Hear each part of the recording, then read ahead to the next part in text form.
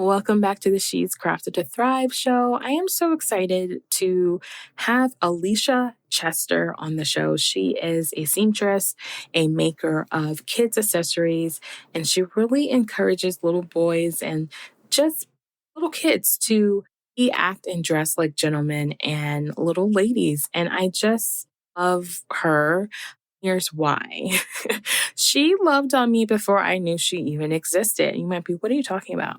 Well, the first couple of months before she came into my world, if you will, she was referring people to this amazing podcast, and she was referring people to me, like to work with. And I've never worked with her. I had never really talked to her.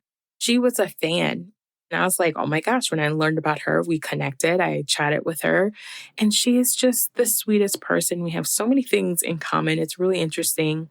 And what I love about this conversation, and I hope that it's going to serve you, that if you've ever felt like you're trying to do all the things that everyone says that you're supposed to do and how you're supposed to do it, Alicia has tapped into the power of what creativity for her looks like and how she wants to show up in the world and how she wants to do what works for her and how that's helped her create a beautiful business that is unique, one of a kind, and truly taps into her zone of genius. And so if you want to tap into your own zone of genius, maybe you can listen and tune into this episode and be inspired and feel the same. So I hope you find a couple of gems along this conversation. I hope you laugh, learn how to embrace your amazing self. So stay tuned. Welcome to She's Crafted to Thrive. I'm your host, Nikita Williams, and this show is for all the ladies who are making and creating things that they love. You will hear conversations about the real everyday struggles of juggling life and business while trying to maintain passion and harmony. As women, we have the skill of getting things done, but sometimes we get in our own way. It's here where you'll see that you're not alone. You'll discover that success does not mean perfection. Fear and negative thoughts and challenges are all a part of the journey. And on this podcast, you'll find the inspiration and tools you need to have a life and business that thrives. So I wanted to give a shout out to this beautiful review that was left on iTunes by Lila29. She says, one of my favorite podcasts. Nikita is a wonderful host. Her passion for helping others is contagious. Every episode is packed full of wisdom to help you run a better business and create a meaningful life. Highly recommend. Oh my goodness, Lila29, thank you so very much. I really appreciate it. I love doing these shows, and I always hope that there's a little gem or something that you can put in, that you can implement in your life. And I hope that you find something in this episode. And if you want to have more moments like this, if you want to be around other amazing women that are building a business and a life that thrives, you should join us inside of She's Crafted Insiders. It's our digital membership where you can learn from each other, join us for masterclasses, do co-working events, get discount on coaching, so many amazing things. And so if that's something you're interested in, go ahead and go to shescrafted.com and hit that button where it says join the tribe and use the code podcast for 15% off. All right, let's jump in. I'm so excited to have Alicia Chester on the show. She's been like a cheerleader on Instagram for me, and I didn't even know it until I knew it. Like, she reached out to me and I was like, who is this lady? She's showing me all this love. So welcome. I'm so excited to have you on. Thank you. I'm happy to be here. Tell us who you are and what you do. Well, like you said, I'm Alicia Chester. I am a mom of two little gentlemen. I am married a guy from right here in Georgia who grew up here, which is pretty much unheard of. Pretty much everybody here seems to be a transplant almost, including myself.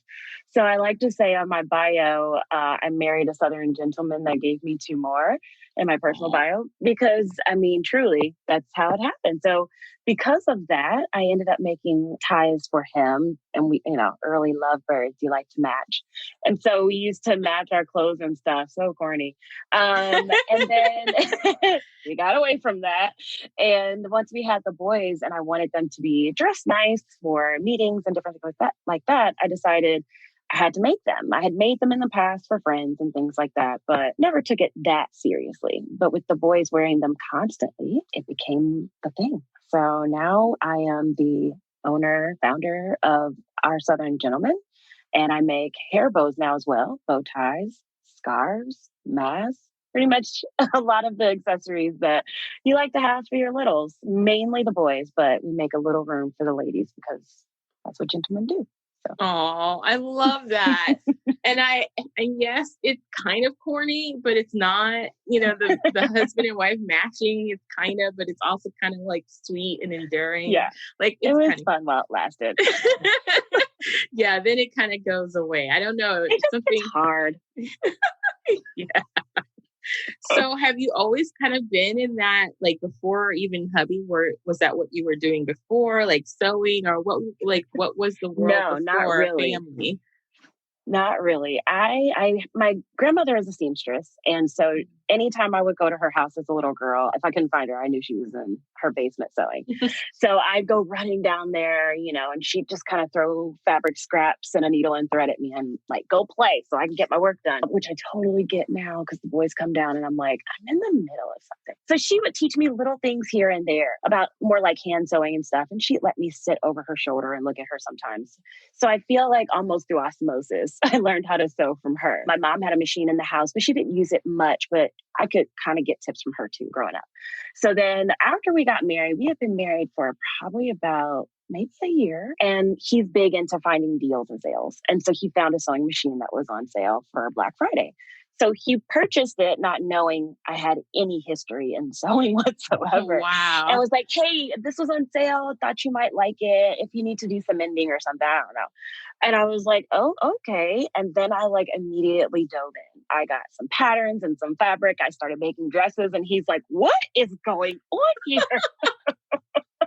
And so from there, it just started to evolve into like, oh no, I need this in my life. Like I have to be doing some kind of sewing for something. So it started off just kind of home projects, bedding and draperies and things like that. And then I started making his ties. And then of course, from there, it just snowballed into something much bigger. That is like one of the coolest stories ever. Like, I love it. So I owe it all to him. Oh, wait, that's so cool. Your husband just like, hey, she might like this. That's so cool. Yeah. He's always trying to think of things that, because I'm not good at doing things for myself. So he's the one that will do it for me and then be like, I know you probably needed this. Here you go. So oh, that is so awesome. It's really awesome to have people in your corner. Mm-hmm. Just who like wants you to embrace those little things that you don't even recognize about yourself or even feel that you need. So that is awesome. Definitely. I love that story. Like I have so many women come in the show and I'm like, I feel like every story I'm like, oh, that's my new favorite. Like, I just love that. I just love that. Everyone is unique. It's like the little plaque that says every love story is beautiful, but ours is my favorite. Like, I feel like that applies to so many things. Yeah. Yeah, totally. So would you say that your inspiration for doing the sewing and making things comes from like your grandmother or just something that is within you? Like, where do you think that comes from? Definitely the root has to be my grandmother. I mean, that anytime I think of my grandmother, I think of sewing and fabric and all of those things. We lost her probably, let's see, Hayes is 3. So it's been about 3 or 4 years since we lost her. But yeah, it was always that one thing that I could always attach to her, right? Like if I was thinking of a memory, it was usually tied to sewing in some way. Like she made us little dresses a couple of times when we were real little, but she was like, she had actual clients. Like she was a legit seamstress. Like, wow. And she was always such a very confident person. I say that in the nicest way possible, but she was going to toot her horn every chance she got. And so that was one of the things, like, she never had any question that she was the best seamstress. So, but yeah, I think it was just so deep rooted in my childhood and our family history of just like, yeah, this is natural. So when she was still with us, if I had trouble with my machine or if I was confused about a pattern, I just called her without even a second thought. And oftentimes it was in the same way of the throwing of the thread and the fabric at me. She's like, girl, you can do it. You just sit there for a minute and think about it. And she'd explain a little bit, but she always wanted me to figure it out on my own. So that was I love that. Yeah. That, I've talked about my grandparents on the show like several times, but Yes. my grandmother, like that's like grandmas like always have this like just sweet, special place like in your heart. Like my grandparents like lived with us until they passed. So I the lessons to this day, like the things I'd be like, man, how does she know? Like, just stuff she would say and stuff she would do. And you were right. Like grandmas have like this confidence. And I think it's because they've just been living for a while. So there is no reason to doubt what they know. Like they just know. Like, what I'm saying? Like they have the confidence that we wish we had like from day one, right? And that's just so cool. That is so very cool. Has anything about like her personality like really been something that the reason I'm asking you this question before I ask it is because I know for myself, when it comes to my grandmother, I think about how she was so mindful. Like she was so not just very insightful, very wise. She would put things together. I feel like that's kind of where I've learned a lot of different things, but she was so confident in that I always felt like I was striving to be more confident and being like, oh yeah, I do know that those two things work together, or I can figure this out. So are there any things like about your grandmother that you like, she was really helped you to, or you strive to be more like? Yeah. Her confidence is something that I don't think I will ever be able to achieve. I will always strive for. And that goes in like every aspect of her. Physically, how she looked and how she felt about herself was just like, oh, I'm the hottest thing that has ever lived. Did you know that? Like, do you see these legs? She would tell us that all the time. Do you see these legs? These are my beautiful legs.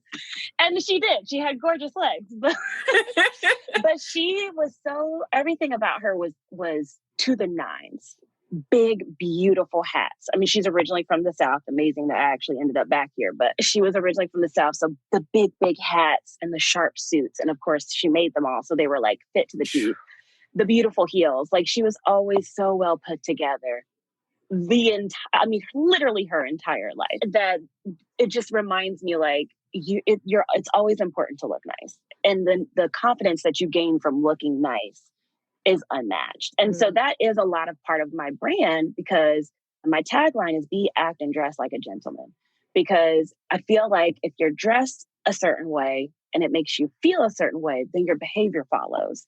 And so I definitely think I've never really put all of that together. So thank you for that question. But I definitely feel like she was always so, that was always really important to her. She would be fixing our clothes and straighten us up. And when we were, early teens, she would be the one to be like, okay, this is how you walk, or this is how you fix your collar, and this is how this shit sits. She was always very big on appearances. So yeah, definitely probably got that from her. That is awesome. So have you experienced any like challenges along this journey of like, I feel like your story, like you started into this like just for fun and it was just something to do, but now it's a business. So like how have you experienced challenges or fears along this journey? The whole thing is scary. It feels like a lot of pressure, but I have to constantly remind myself that I'm putting that pressure upon myself. Like, this still is just for fun. This still is just for me. My husband is the carrier of the household. Thank goodness. I know that's not everybody's situation. So this truly is more of, this is an outlet I use to make, to have fun and do things that I love. And it involves my kids, which is fun for me. And I really do love it. So I try to remind myself not to put that kind of pressure, but it's definitely there. So just trying to stay consistent is probably one of my biggest struggles. I call it undiagnosed ADD. I probably do have it, but who knows? But shiny objects are real for me. Like, oh, that would be cool to do. Oh, well, that would be a neat idea. And then completely off track. So trying to stay focused and stay consistent, and then just having two little 3 and 5-year-olds running around all the time. And now we've got, schooling at home and all of those things that make it very difficult to find time. And then I know you are, how do you word it? An illness warrior, a chronic illness warrior. Yeah. So I have narcolepsy. So I too struggle with some of those things. And so it becomes difficult to find time when I really want to have time for it sometimes. But it's just about doing what I can when I can. And like I said, if I don't put that stress on myself that I have to hit this goal or I have to have this many followers, because I don't, then it is just fun. I'm just doing it, for myself and for the other moms who wish that stores would carry bow ties year round, because they don't. They don't, like, so obviously I don't know this because I don't have, my husband is not a bow tie guy. He tried it once and we're like, never again. And it's not his thing. So, but I didn't know that. So for men, they do. You can find them anytime, anywhere. But for the kids, it's usually very seasonal, usually centered around different events throughout the year. And so, I had an experience I've told before. A friend of my husband, he went to school with, she's a photographer. She was going to be doing mommy and me pictures. And so she was like, I wanted to do a set first to show people what it's like. So I'm going to be taking pictures with another photographer with my kids. So she blew into this store I just happened to be perusing through, pre-COVID, of course. And she's like frantic. And I said, hey, how are you doing? Like, how are you? And she's like, oh, I didn't even see you. I'm searching for a bow tie. We've been to 5 different stores and I can't find one anywhere. And I was like, you won't find them here, but I make some. And she was like, wait, what? And so being able to solve that problem for her probably is like one of the best feelings ever. I got the exact color that she wanted because it matched the dress that she was going to wear and all of that. And it just worked out really well for her. So yeah, it's very frustrating. You can go into a store and you won't see them. So say you have a wedding to go to. You're not going to find it if it's not March, April time or December, November time. You're not going to find them. So, and then the quality is usually pretty lackluster because they don't expect the kid to wear it very often. So they're usually pretty thin and flimsy too. So it's pretty frustrating. Yeah. I was going to ask you that. I was going to ask you, like, so what specifically this niche, obviously you love it and you have your boys and that's the place that, that you love, but is it like, how is the perception? How is your audience loving having this? Because even that aspect of like not realizing that it's not, year round, why it doesn't make any sense why it wouldn't. Like, just make a smaller version of the big boy. It's like, I don't understand why is that so hard. But anyway, I don't know. And I feel like boys get the short end of the stick anyway. I mean, if you really think about it, and this goes for men and women, walk into any store and there's the women's department, half the store. And then there's the men's department, a corner by the bathroom. Just go to Target. And it's so obvious. Oh my goodness. I even saw Reels the other day and a guy was like, women's plus size section, men's, it goes to an extra large. And he like stands in front of the camera and it's like way too small. And he's like, really, can we do better? And we can do better. Like, it's just not that hard to try to serve the masses. So I think I knew it already because I have a niece. She's 8. And I mean, I'm just pulling things off the rack left and right when she was being born. And then I was pregnant looking around like, well, that's boring. Oh, another bug. Oh, some more dinosaurs. Oh, more Mack trucks. Okay, what else do we have? So I feel like our generation is far more interested in style than maybe our generation say. Like, I just feel like with Instagram and the influence that it has brought, people are way more concerned about the way they appear to the world.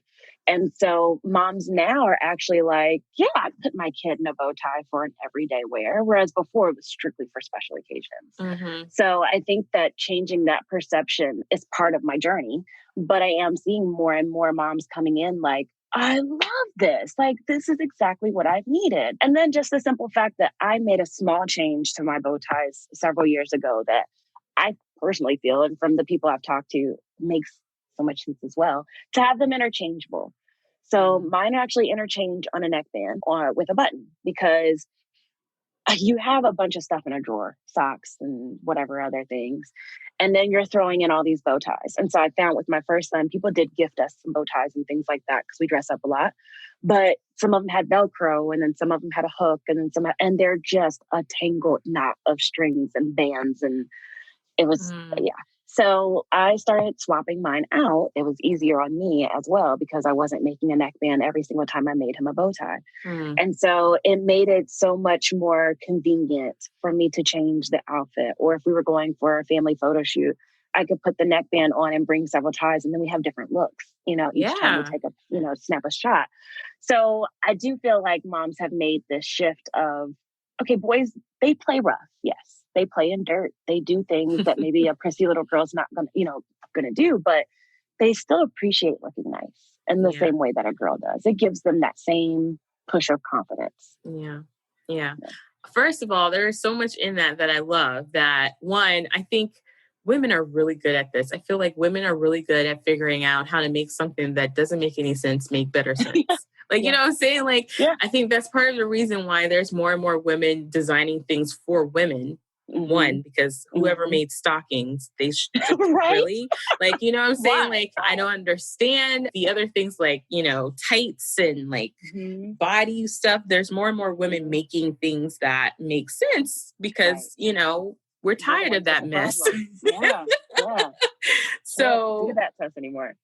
It's really cool that you've kind of figured that out too for bow ties and just figuring out what works better for a mom or any person. They should make that for men. Like, I don't think I've ever seen that for like an adult man having a interchangeable. One, but... Yeah, I mean, I'm saying like, exactly. I sent one off for a photo shoot. They were going to be doing a bridal photo shoot. And she asked me, and I was like, well, I make mine interchangeable. Is that okay? And she was like, yeah, that would be cool.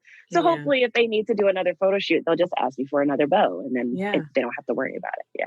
That is, very cool. So from a business standpoint, that's genius because like you basically figured out a niche that's like super cool. And it keeps, it keeps you busy in a way because, you can interchange without having to buy the whole thing over again. Right. You know what I'm saying? It makes it cheaper for the consumer in the end too. Yeah. Because the initial buy, you have to buy the neckband and the bow. But then after that, it's just the bow.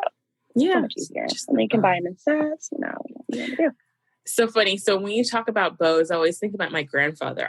He was the, dressed to the nine gentleman. Like everybody who knows my grandfather or who knew him when he was alive, even my husband will be like, I feel like I know him and I never met him. Like people will be like, he would wear his hat. He would always have his tie, his cufflinks. Like he was always dressed to the nine. And one of the reasons why I was like, when we started following each other, it's like, first of all, the name of your business, Our Southern Gentleman. I'm like, I just feel like when I say that, I literally right now can picture my grandfather sitting down, having a conversation in his suit and his tie with his hat, and just so smooth to the nine. You wouldn't be able to tell him nothing, but he was the sweetest, kindest, most gentleman man I've ever met. You know what I'm saying? Right. So exactly. That's what it's about. I love that. And I love that you're raising your boys to embrace that because I don't think, I don't know. I don't have kids, but I do feel like that whole concept of being a gentleman, people are like sometimes look down on it. And I don't understand that because I'm like, there's nothing wrong with being kind and polite. Like, what's wrong with that? Absolutely. Chivalry is not dead. Like, I am okay. You can open my door, but I also feel like as a woman, I can do anything. So I can have it both ways. And I do, it's funny sometimes because I am a very independent person, but I will like blow through and open doors and I'll go get things and I'll be reaching for, because I'm short, I'll be reaching for something that I totally can't reach. And my husband's like, I'm in the room, like ask for help. So I do, even my son, my 5-year-old, I'll be like, come on, go inside if we're going somewhere. And he's like, ladies first. And I'm like, okay, right. Thank you very much, sir. And I have to acquiesce to that because he's seeing his father be that way. He knows that I am telling him to be that way. And so he is demanding that he is allotted that opportunity to show that he is also a gentleman. So I do love seeing it. Yeah. And people say it. Yeah. When they see them out and about, I hear people like, oh, they're such sweet gentlemen. Oh, look at them. They're little gentlemen. And I'm like, oh, yes, like mission accomplished. Because it's work. I'm sure, especially with 2 boys. Yes. I mean, I think like the word gentleman goes right in hand, if not a synonym. I can never say that word. A synonym for being respectful. I mean, that's what it is. It's just really being respectful and kind. And I think it's beautiful when you see little ones, little boys taking advantage of that. And it's just awesome. What are some of the like things that you feel like from a life standpoint? Because having two boys, running a business, husband, living with a chronic illness, how are you finding balance and harmony with all of those things for those listening who I are don't moms? know what balance is. It's somewhere that I struggle really, really bad. My husband is usually the one that tries to balance me because I'm horrible about that. And some of it I feel like is, and I know the moms will get this. So you spend your entire day doing for all the people and doing all the things. And then everyone goes to sleep and it gets so quiet in the house. And you're like, oh, there are my thoughts. Like, oh, that's right. I can do something. I can think clearly, and I will find myself down here for hours, and I'll look up like, ooh, they're going to be awake in like 4 hours. I got to go to bed. It just starts all over again. So that's one of the places I really could use some more balance. And then because of the medication that I take, it can sometimes, once things do calm down, I'm like, I'm awake and I'm ready to go. So I really should be doing better about the timing of when I take my medication and things like that to help with that. But it is one of those constant battles. But I do wish that moms understood that it's not even about necessarily balance. I think it's more about putting the importance on the important things. Like first and foremost are my kids and my husband and what they need. The laundry might not be done. I might have laundry up there that's probably been washed and in the basket for 2 weeks, but we won't talk about that. But they're all fed, everyone's clean and happy and all of that. So put the importance where the importance matters. When they grow up, you'll have plenty of time for laundry to be put away on the day that you wash it. But today's not that day, and tomorrow probably isn't either because we're going to go do something fun instead. So I have had to I didn't have to. I was okay with it. But I came to terms with the fact that the house is just going to be a mess for probably the next 10 years. And that's okay. When people come over, we're going to mad dash clean and no one's going to be the wiser and it's going to be okay. I love it. Oh my gosh. I first of all, like, I feel like everything you just said should be like a little commercial for moms or something. Like, I totally feel that because, and I think I obviously don't have kids, but I feel like that as a woman in general living with chronic illness, I'm like, like for me, I'm not okay with it. Like that's always a constant, like for me, a struggle. Like, man, I wish I did this more. Like I totally have baskets of laundry. Oh yeah. In the room folded, but they're not up yet. Like, totally. Or some of them might be folded. And then I'll rewash it because then something gets mixed in and I'm like, dang, I don't know.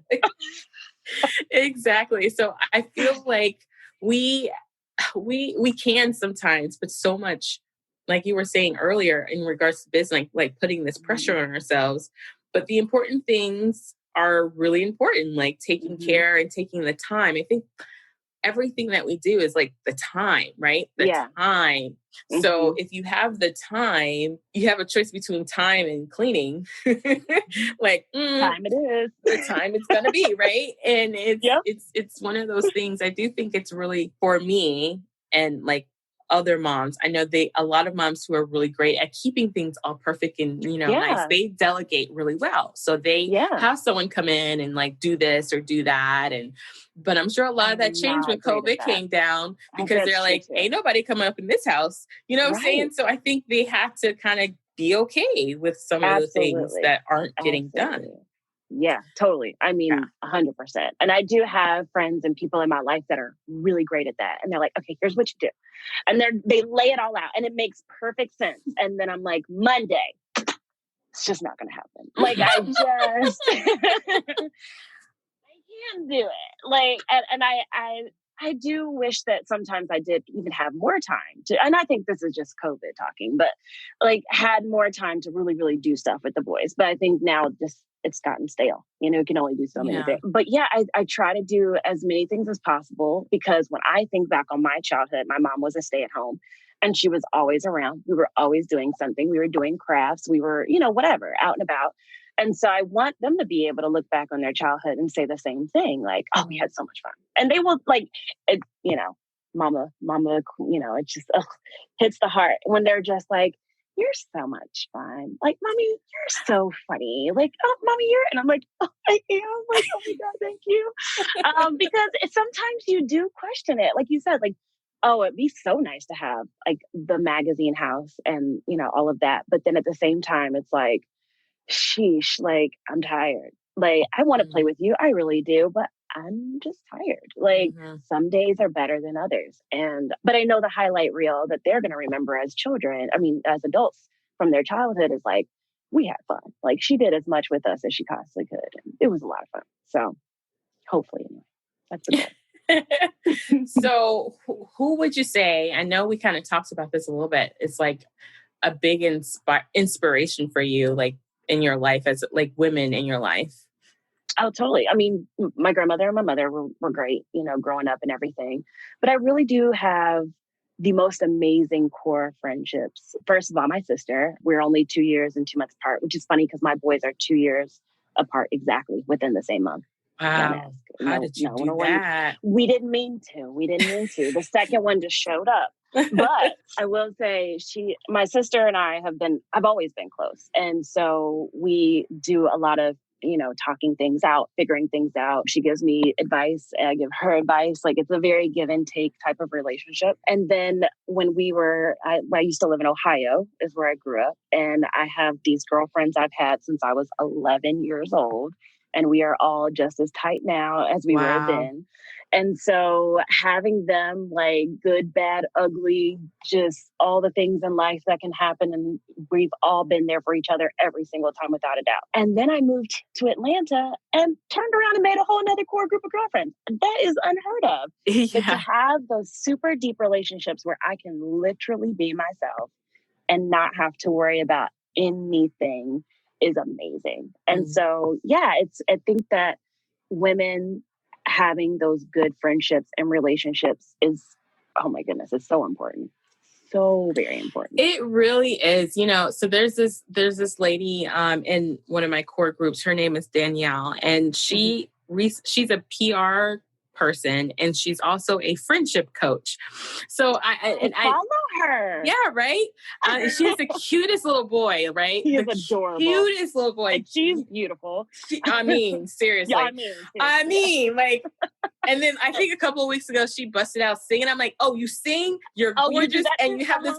Dang, girl, you a triple. Yeah. You're a triple. I don't even know. It's like a quadruple. I don't even know. But anyway, she is a friendship coach. And first of all, I had never heard of that concept before. And I was like, that's a new one. Okay, that's interesting. But, you could do anything in 2020. You sure can. You could do anything. Sure. And she's really good at that. And she always talks about, like, having that set of core friends. And I feel like I have my set of core friends, but I feel like it's different. Like, I have, like, my grandma, this is what my grandmother used to say. And to this day, I believe her. She's like, you're going to have your friends that you can go to the mall with. You're going to have your friends that you can call on the phone and cry and tell all your feelings to. You're going to have a friend that, you don't talk to them for years. And then you pick up the phone and they're going to be like, yo, ace. Like, y'all just been together this whole time. You're going to have your friends that, you tell them how it is and they tell you how it is. And then you say, I love you, and you say goodbye. So she's like, you're going to have different friends, like different outfits in your life. And, absolutely. I really have a lot of those different friends in different aspects of my life, especially when we moved to Florida. That's a whole nother world of friends. Okay. Yeah, exactly. Florida. Right. Florida. If y'all could see my face and all my Florida friends, y'all know I love you. I love you. But it's different than the friends that I like grew up with here in Georgia, or friends that I know who've known me since I've been like young. And then I have a lot of like older friends that are older than me, that to me, I'm closer to them than the friends I probably grew up with, because we just vibe. So I think it's beautiful when you have those women in your lives that you can be all the different facets of yourself with those people. And it helps you when you're going through, life. Yeah. Right? Yeah. Yeah. Because we're all going through life. And I'm not just talking 2020. Like, Exactly. life can throw some serious curveballs. And those girls have, at both sets, have been with me through all of those. And I've been with them through all of theirs. And that just, I mean, every time we go through something, it just brings us closer together. So, but like you said, like even with those people, sometimes you have a little break. Like, I don't know, we just all got busy, or with COVID, it's like, well, yesterday was the same as, the day before that. So I don't really need to call her and tell her I'm still sitting on the couch. So, but then we'll pick up on Marco, like, I haven't seen your face in a while. Come send me a message. I miss you. And then this ball starts rolling and it's nonstop talking. So yeah, it's really, really important, especially for women. Yeah, I do. I wanted to go back to something you said earlier, which was like living with, the chronic illness and having like friends and stuff. Has that been a really big piece of you being able to like cope with it? Like just being like, is that something you feel free and they get it and you don't feel like you have to explain it too much, or they're like, girl, or they make you laugh about it or whatever? They probably more make me laugh about it because it's an odd illness. Like, you don't hear of a whole lot of people that have narcolepsy. And then usually when you hear the word narcolepsy, you imagine somebody's just like passing out somewhere, Yeah, right? that's exactly. That's just not exactly what it is. There's a lot of different facets to it. And there are some that are like that, the more severe cases. But yeah, I mean, it's usually just jokes like, oh, well, you weren't awake for it anyway, or, something like that. Like, did you take your meds today, Alicia? That kind of thing. But yeah, they've always been supportive. And of course, once it took forever my parents have said I had sleeping issues from childhood. I would go somewhere. Perfect example. We were at someone's house for a Bible meeting and they sent me to the bathroom. I think I was 4 or 5 or something. I was tired and dozing. I can't tell you how many times I got in trouble for being asleep when I shouldn't have been. And now they're like, we're sorry. But they sent me to the bathroom to wake up. And then I never returned. And they're like, where did she go? So my mom comes to look for me. She can't find me anywhere. And the bathroom door is locked. And she's like, she has to be in there. And then she starts to hear me snore. And she's like, she's locked in the bathroom. I can't get her out. My dad's conducting this Bible meeting and has to stop to come get me out, pry the door off the hinges to get me out. Oh my God. The bathroom. So, this goes on until the age of 27 before we figure out what is going on. And one of my core girlfriends was the one that gave me the recommendation of which doctor to see. Because I had seen many doctors. No one had given me an answer, a correct answer. And she had a situation at work where a friend of hers at work or coworker at work had a similar situation to mine. Like, she was like, every time I talk to her, I'm like, this sounds just like Alicia. And she was sent to a neurologist after a really, really dangerous car accident. And so she was like, this is what you're going to do. You're going to call a neurologist and we're going to get this figured out. And so sure enough, right after that, I called a neurologist and that's what got me my diagnosis. So without that girlfriend, I would still be confused. Wow. So, yeah. Wow. That is a really long It's time. a long time to wait. It really is. And there were different things that happened throughout the years. I mean, when I was really young, it was the snoring and different things like that that really concerned them, choking when I was sleeping and stuff like that. They just couldn't figure it out. They would make recordings of me sleeping, trying to show the doctor, like, this is what she sounds like. And they're like, she'll grow out of it. She might have this. She might have that. We could take her tonsils and adenoids. It could help.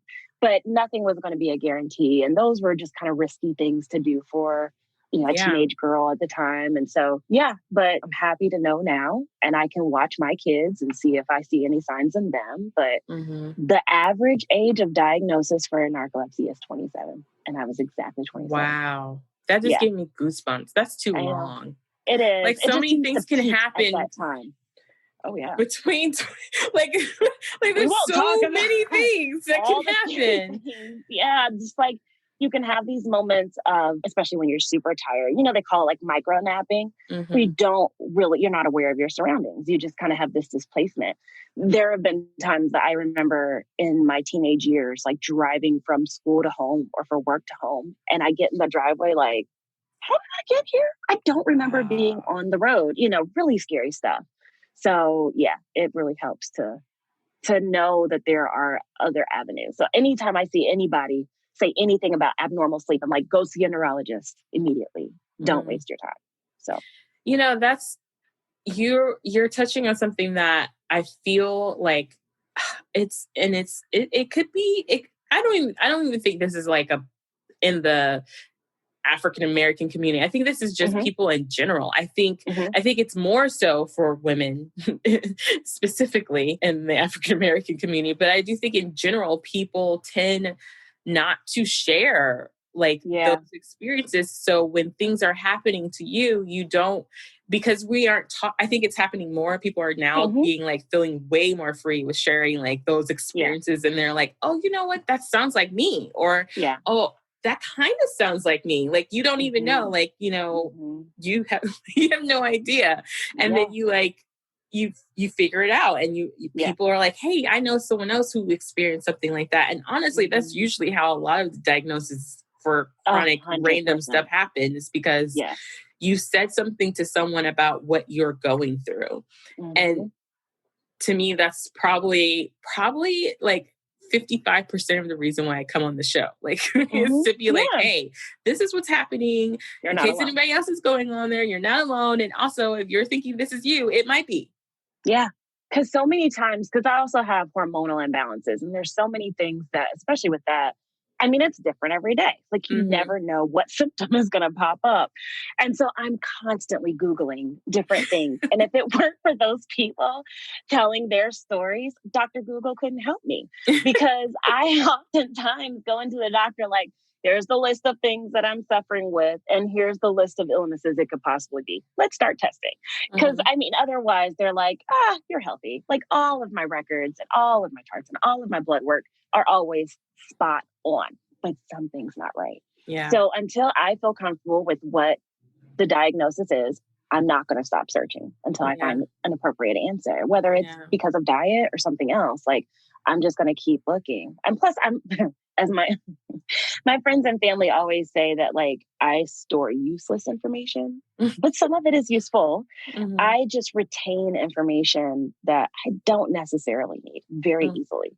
Don't ask me to take a test on anything, because then I won't be able to retain. Oh my gosh, you're talking my language. I'm totally the same way. Totally. Horrible in school. But I can recite pretty much any fact about anything just because. If I saw it and it was interesting to me, it stays in there, which means there's no room for the important stuff that I should be reciting.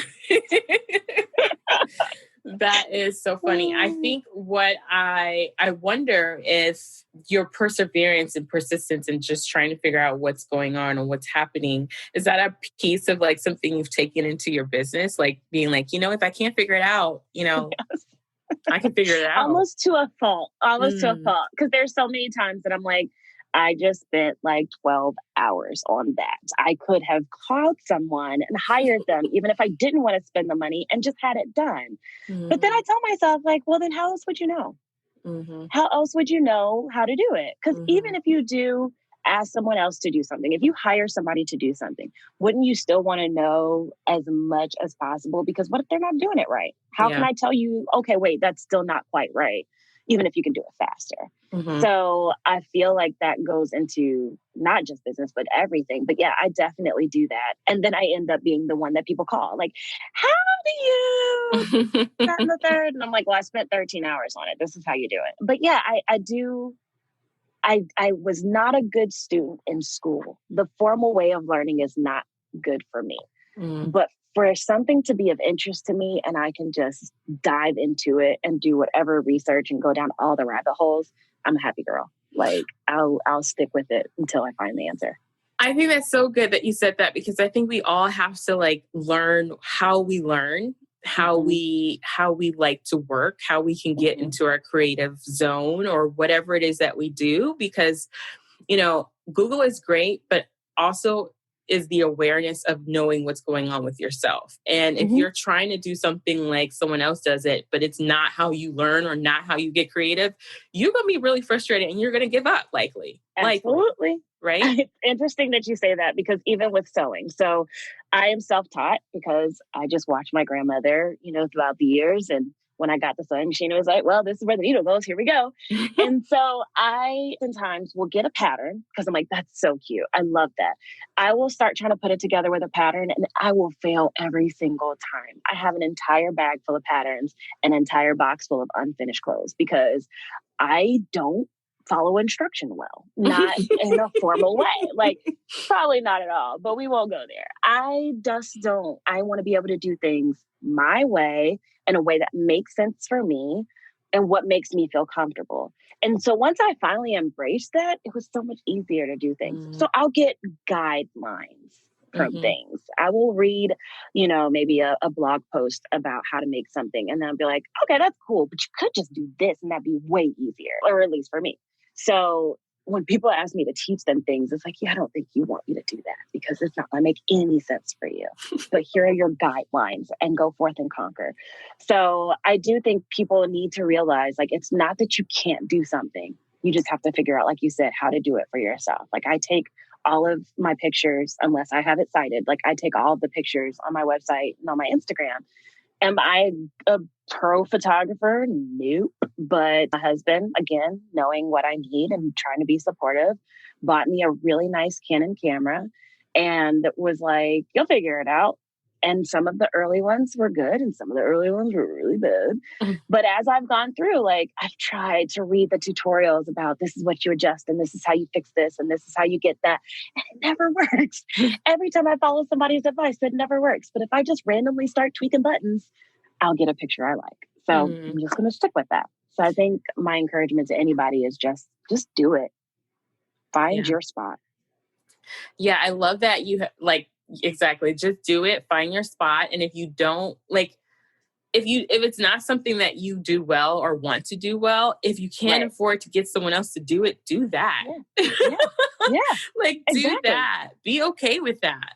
Be okay with it. Sit in it. And then, I have some business coaches that I work with, and they're always preaching to us, done is better than perfect. Yes. Done is better than perfect.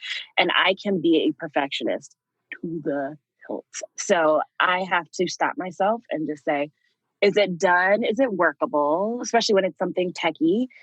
And then I'm like, yeah, they can still order it. Okay, great. Walk away. Come back another day when you're refreshed. So yeah, I think that's really important. And perfection is a farce, right? Yeah, there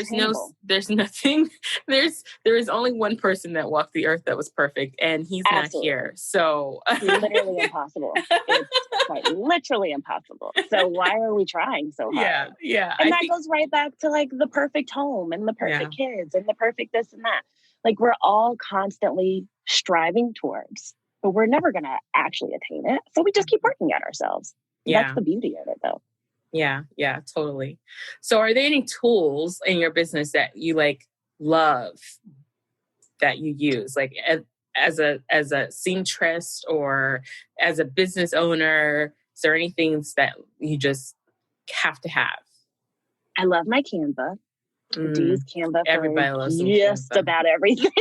Quite literally everything. I have a serger and a sewing machine. I love them both dearly. They make cameos on the Instagram from time to time. So as far as, I guess, sewing is concerned, I would have to say definitely a serger is one of those unspoken heroes. I think it's one of those that, like, people who sew a lot know when they have them, but like the everyday novice seamstress would probably do very well to have one as well. So that's just a little tip. What's a serger? Because I don't know. So a serger is, so if you look on the inside of your clothing and it has that finished like looping stitch over top of the like raw edge, that's a serged stitch. Oh. So that keeps it from fraying and things like that. So it'll make whatever piece you make last longer, and it's super fast. So it's just like this zip, zip, and you've got that covered. So I do love my serger, but I don't know. I feel like I use different tools for different things. And so I think being able to look at things that maybe that's not their intended purpose, again, doing things my own way. I like to use knitting needles because this is going to be a little bit hard to explain, but when I am turning out, say now I'm doing hair bows and I'm doing these little pigtail bows, which are adorable, by the way. And so you have to turn the fabric inside out to stitch it. And then you have to turn it right side out to complete it. So there's this little tube you can get. It looks like a large straw, and you have to stick it inside the fabric so you can turn it back right side out. Well, they have these little sticks that come with it. They usually break. And so I found that using a knitting needle is like the perfect application. It's the right size. It's not too sharp to go through your fabric, but it's not what anybody would normally buy that for. I don't knit, but it's perfect for this. So yeah, just little things like that. I mean, having a good pair of scissors is important. Yeah, I bet. Yeah. So what is your biggest mindset shift that you've had to, grasp onto and continue to work on in this endeavor, in this journey? To just do it my way. I feel like that's been a constant theme. Can you tell what kind of personality I have? I really, I would do the bows and everything. And then my sister was the one that was like, why aren't you selling these? Like, cause her son's the same age as my son. They're only 2 months apart, my oldest and her youngest. And so she was wearing, he was wearing the bows too and wearing them to their meetings. And people would stop her like, that's so cute. Like, I love that. And then she'd be like, oh, and it's interchangeable, and they'd lose their minds. What? And so she's always the one that's like, put yourself out there more. Like, why aren't you talking more? Why aren't you, making yourself more visible? And it's something I struggle with daily. So you don't see me in my Instagram stories much. You see the kids more, things like that, something I'm working on. So that's definitely been a shift I've had to work on. And again, we'll go back to my business coach. I guess I'll give them a shout out, the product boss. They are always like, show up however you are. Like, think about how you're watching other people and their stories. Exactly. Do they come completely made up all the time? No. Sometimes it's just, them sitting at the kitchen table. And so I'm trying to embrace that. I haven't yet. So don't expect to see me without makeup on my Instagram. But I have. Use a filter, girl. Use a filter. I know I should. But I have to come to terms with like that, like we said, that idea of perfection is a farce. And some days are going to be great. And some days I'm going to be in my fuzzy onesie and it's going to be okay. Yes. Yes. Yeah. Well, I just love this conversation. Tell us where everybody can find you online. You've been so much fun. I've enjoyed it too. So my Instagram is Shop Our Southern Gentleman, and the website is shopoursouthern.com. Awesome. Well, thank you so much for coming on. Thank you. I had fun. Me too. Hey ladies, that is a wrap for this episode with Alicia. I hope you enjoyed her tips, some of the tools she used. I really hope that the one thing that you gathered from this episode is that to really lean into what you're good at. Don't try to be someone else. Just really embrace those quirky, amazing things about you and make them work for you. I hope that inspires you to do the same for your business. If you like this episode and what we talked about, please go and visit shescrafted.com to check out the show notes, to learn more about Alicia, to connect with her. And of course, like I love to end every show, remember that yes, loves. You are crafted to thrive.